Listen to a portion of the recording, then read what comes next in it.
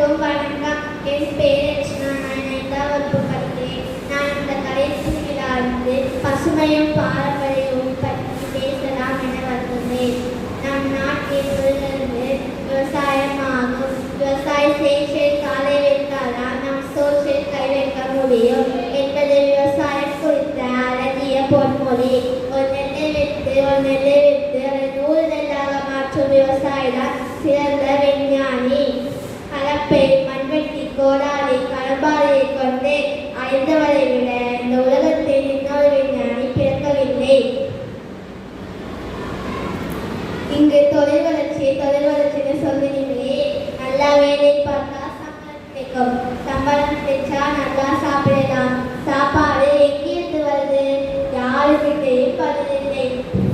விவசாயத்தை படிக்காத செய்கிற தொழில் என்று நீங்கள் நினைக்கிறீங்க. விவசாயம் என்பது தொழிலே கிடையாது, அது நம்முடைய பண்பாடு.